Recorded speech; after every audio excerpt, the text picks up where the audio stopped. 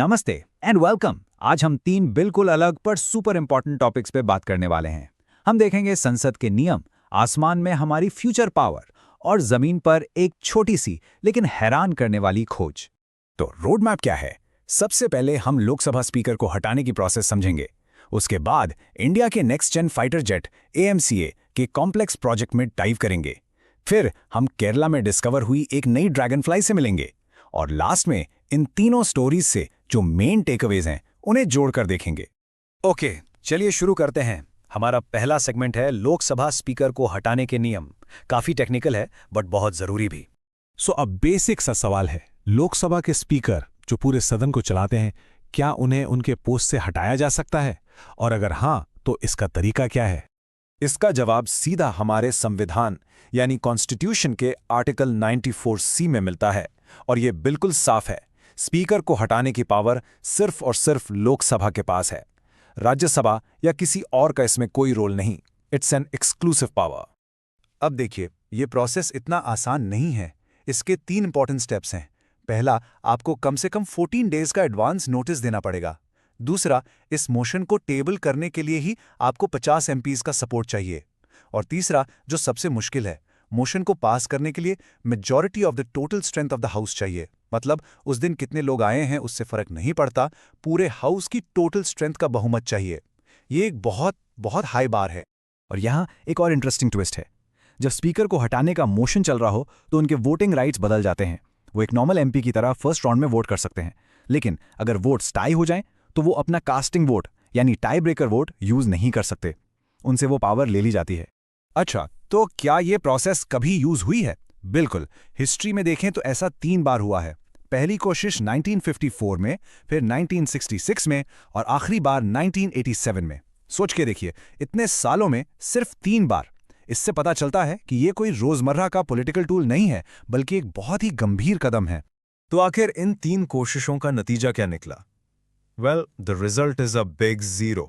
जी हां, आज तक इंडिया की हिस्ट्री में एक भी लोकसभा स्पीकर को इस प्रोसेस के थ्रू सक्सेसफुली हटाया नहीं जा सका है। और ये जो 0 का आंकड़ा है ना, ये सिर्फ एक फैक्ट नहीं है। ये हमारी पार्लियामेंट्री डेमोक्रेसी की ताकत को दिखाता है। ये बताता है कि स्पीकर के ऑफिस को कितनी स्टेबिलिटी और इंडिपेंडेंस दी गई है, ताकि वो बिना किसी डर के निष्पक्ष होकर सदन को चला सकें। चलिए, अब पार्लियामेंट के गलियारों से निकलकर सीधा आसमान की ऊंचाइयों पर चलते हैं। अगला टॉपिक है राष्ट्रीय सुरक्षा से जुड़ा India's next big thing in the sky. यहां मिशन बहुत बड़ा और क्लियर है। इंडिया का अपना 5th जनरेशन फाइटर जेट बनाना, जिसका नाम है एडवांस्ड मीडियम कॉम्बैट एयरक्राफ्ट यानी AMCA। हम यहां stealth technology, super advanced avionics की बात कर रहे हैं। ये सिर्फ एक प्लेन नहीं, ये आत्मनिर्भरता का एक सिंबल है। लेकिन जैसा हर बड़े प्रोजेक्ट में होता है, इसके रास्ते में चैलेंजेस भी कम नहीं हैं। प्राइवेट कंपनीज को इन्वॉल्व करने की बात है, पर उनके पास फाइटर डिजाइन का एक्सपीरियंस नहीं है। फिर ओनरशिप मॉडल क्या होगा? HAL के पास इतना बड़ा इंफ्रास्ट्रक्चर ऑलरेडी है, और प्राइवेट सेक्टर बिना पक्के ऑर्डर्स के इतना बड़ा इन्वेस्टमेंट क्यों करेगा? डिजाइन और प्रोडक्शन को अलग रखने से डिलेज भी हो सकते हैं। और सबसे इंपॉर्टेंट, क्या हमारे पास इन एडवांस जेट्स को टेस्ट करने के लिए इनफ ट्रेन टेस्ट पायलट्स हैं? ये सब बहुत वैलिड सवाल हैं। तो इस कॉम्प्लेक्स प्रॉब्लम का एक प्रैक्टिकल सॉल्यूशन भी सुझाया गया है। आइडिया ये है कि एक प्राइवेट फर्म को HAL के एग्जिस्टिंग इकोसिस्टम के अंदर ही को-लोकेट किया जाए। इससे क्या होगा? HAL का डेकेड्स का एक्सपीरियंस और इंफ्रास्ट्रक्चर और प्राइवेट सेक्टर की स्पीड और इनोवेशन दोनों का फायदा मिल सकता है। It's a win win situation. Okay, अब डिफेंस टेक्नोलॉजी की हाईटेक दुनिया से निकलकर चलिए प्रकृति की एक शांत और खूबसूरत दुनिया में। एक छोटा सा जीव, एक नई खोज, द प्लांटेशन ड्रैगनफ्लाई। साइंटिस्ट ने हाल ही में केरला में ड्रैगनफ्लाई की एक बिल्कुल नई स्पीशीज खोजी है। इसका साइंटिफिक नाम है लिरियोथेमिस केरलेंसिस और इसका कॉमन नाम है स्लेंडर बॉम्बार्डिया। पर इस खोज की सबसे ज्यादा हैरान करने वाली बात जानते हैं क्या है? इसका घर। ये ड्रैगनफ्लाई घने जंगलों में नहीं रहती, बल्कि ये इंसानों द्वारा बनाए गए माहौल जैसे पाइनएप्पल और रबर के बागानों में पाई जाती है। वहां जो सिंचाई के लिए पानी होता है, उसमें ये थ्राइव करती है। और ये एक सीजनल मेहमान है जो मॉनसून के साथ आती है और चली जाती है। Nature's adaptability, right? तो हमने 3 अलग अलग कहानियां देखी, पार्लियामेंट, एयरफोर्स और नेचर। इन सब को जोड़कर देखें तो हम क्या 3 बड़े सबक सीख सकते हैं? पहला टेकअवे ये है कि इंडिया के पार्लियामेंट्री रूल्स, खासकर स्पीकर जैसे इंपॉर्टेंट रोल के लिए काफी मजबूत हैं। इन्हें इस तरह डिजाइन किया गया है कि सिस्टम में स्टेबिलिटी बनी रहे और स्पीकर आजादी से काम कर सकें। दूसरा टेकअवे, एएमसीए जैसे बड़े स्ट्रेटेजिक प्रोजेक्ट्स बनाना एक कॉम्प्लेक्स पजल की तरह है। इसमें आपको सरकारी सेक्टर के अनुभव और प्राइवेट सेक्टर की तेजी के बीच एक परफेक्ट बैलेंस बनाना पड़ता है। सही पार्टनरशिप ही इसमें सफलता की चाबी है। और तीसरा और शायद सबसे खूबसूरत टेकअवे, प्रकृति हमें हमेशा सरप्राइज करती है। उस ड्रैगनफ्लाई की खोज ये दिखाती है कि लाइफ यानी बायोडाइवर्सिटी सिर्फ घने जंगलों में ही नहीं बल्कि इंसानों के बनाए हुए लैंडस्केप्स में भी अडैप्ट कर रही है और थ्राइव भी कर रही है। पार्लियामेंट में स्टेबिलिटी, एयरफोर्स में सेल्फ रिलायंस और नेचर में एडेप्टेशन, ये तीनों इंडिया की अलग अलग लेकिन एक साथ चलने वाली कहानियां हैं। तो आगे क्या, इन तीनों फ्रंट्स पर इंडिया का अगला चैप्टर क्या होगा, यही सोचना है। आज के इस एक्सप्लेनर के लिए इतना ही। ये सारी जानकारी हमने ली है यूपीएससी क्रक्स से, जिनका मोटो है cut the noise keep the crux. जुड़ने के लिए बहुत बहुत धन्यवाद। नमस्कार दोस्तों और स्वागत है इस स्पेशल नॉलेज चैलेंज में। आज हम आपके करंट अफेयर्स के ज्ञान को टेस्ट करने वाले हैं। तो क्या आप तैयार हैं इस अल्टीमेट टेस्ट के लिए? चलिए शुरू करते हैं। देखिए, रूल्स बहुत सिंपल हैं। मैं आपसे पूछूंगी 5 सवाल। हर सवाल के होंगे 4 ऑप्शंस। आपको मिलेगा 5 सेकंड का वक्त सोचने के लिए और फिर मैं आपको सही जवाब बताऊंगी। तो अपने थिंकिंग कैप्स पहन लीजिए, cause it's time to play. Okay, तो हमारा पहला राउंड है संसद के नियम। चलिए देखते हैं कि आप पार्लियामेंट यानी हमारे देश की सबसे बड़ी पंचायत के रूल्स एंड रेगुलेशंस के बारे में कितना जानते हैं। लेट्स डाइव राइट इन। और ये रहा पहला सवाल, बहुत इंपॉर्टेंट है, तो ध्यान से सुनिएगा। लोकसभा स्पीकर के खिलाफ अगर नो कॉन्फिडेंस मोशन लाया जाता है, जिसका जिक्र कॉन्स्टिट्यूशन के आर्टिकल 94C में है, तो इस रेजोल्यूशन को लोकसभा में पास करने के लिए किस तरह की मेजॉरिटी चाहिए? आपके ऑप्शंस हैं ए सिंपल मेजॉरिटी यानी जितने मेंबर्स प्रेजेंट हैं और वोट कर रहे हैं उनकी मेजॉरिटी, बी स्पेशल मेजॉरिटी यानी प्रेजेंट और वोटिंग करने वालों का 2/3, C majority of all the then members of the Lok Sabha जिसे इफेक्टिव मेजॉरिटी भी कहते हैं, या फिर डी एब्सोल्यूट मेजॉरिटी यानी हाउस की टोटल मेंबरशिप की मेजॉरिटी। आपका समय शुरू होता है अब। और टाइम्स अप। सही जवाब है option C, majority of all the then members of the Lok Sabha. जिन्होंने ये सोचा था, वेल डन, जबरदस्त शुरुआत। तो ये इफेक्टिव मेजॉरिटी आखिर है क्या? चलिए इसको आसान भाषा में समझते हैं। इसका सीधा सा मतलब है स्पीकर को हटाने के लिए रेजोल्यूशन को उस वक्त के लोकसभा के सभी सदस्यों के बहुमत से पास होना जरूरी है। यानी हाउस की जो टोटल स्ट्रेंथ है उसमें से जो सीटें खाली हैं यानी वैकेंसीज, उनको हटा दीजिए। जो नंबर बचता है उसके 50% से ज्यादा वोट्स रेजोल्यूशन के फेवर में होने चाहिए। ये नियम स्पीकर के ऑफिस की डिग्निटी और स्टेबिलिटी बनाए रखने के लिए बहुत जरूरी है।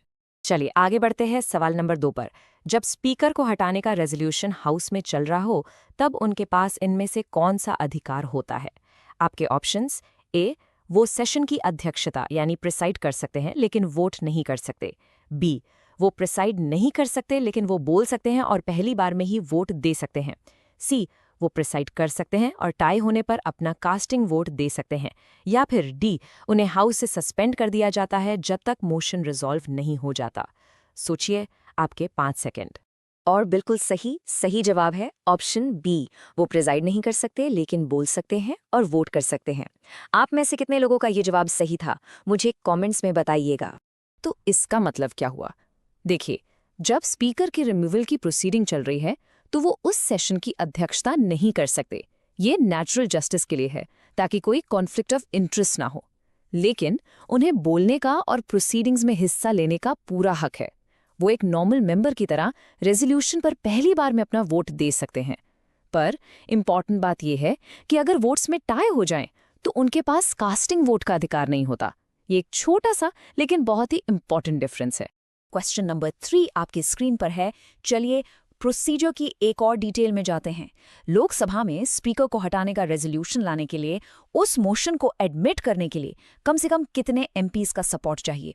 ऑप्शंस हैं A 100 MPs, B 50 MPs, C house की टोटल स्ट्रेंथ का 1/10 हिस्सा, या डी 25 एमपीज।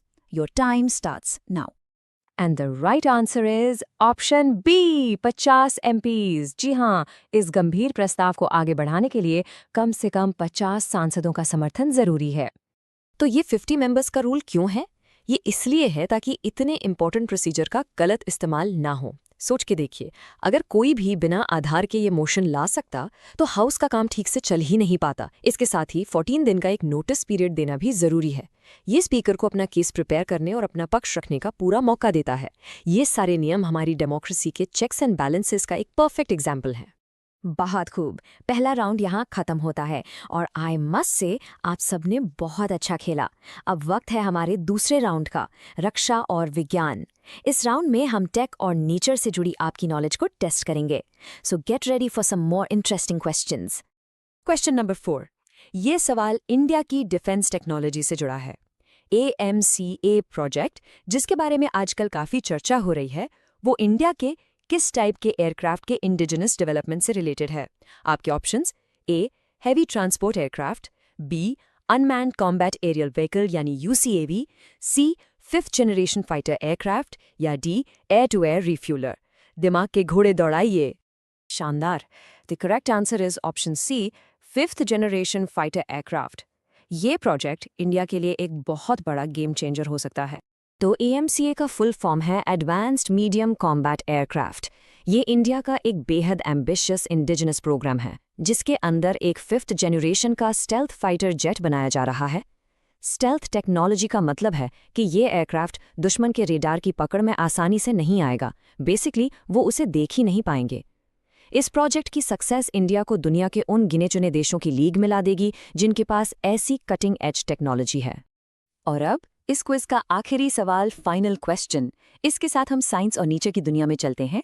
सवाल नंबर 5 ये है, हाल ही में केरला में लिरियोथमीज केरलेंसिस नाम की एक नई ड्रैगनफ्लाई स्पीशीज मिली है।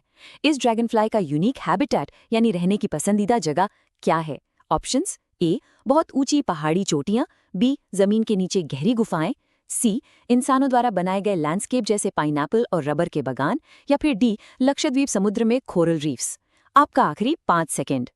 और सही जवाब है option C, human modified landscapes जैसे पाइनएप्पल और रबर प्लांटेशंस। सीरियसली, क्या आपने ये सोचा था? ये तो सच में एक बहुत ही सरप्राइजिंग आंसर है। कितना फैसिनेटिंग है ना?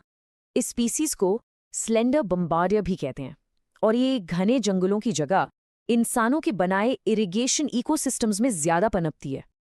ये कमाल का एग्जाम्पल है कि कैसे नेचर बदलते एनवायरनमेंट के हिसाब से खुद को अडैप्ट कर लेती है। तो ये थे हमारे 5 सवाल। अब सच सच बताइए, 5 में से आपके कितने सही हुए? अपना स्कोर नीचे कमेंट्स में लिखना मत भूलिएगा। और हाँ, ये भी बताइए कि आपको सबसे इंटरेस्टिंग सवाल कौन सा लगा।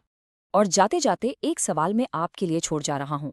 आज हमने रूल्स और प्रोसीजर्स की बात की, लेकिन इन नियमों से परे एक महान लोकतंत्र, एक ग्रेट डेमोक्रेसी को आखिर क्या चीज़ डिफाइन करती है? इस पर जरूर सोचिएगा। हमारे साथ जुड़ने के लिए बहुत बहुत शुक्रिया। अगले एपिसोड में फिर मिलेंगे। तब तक के लिए नमस्कार।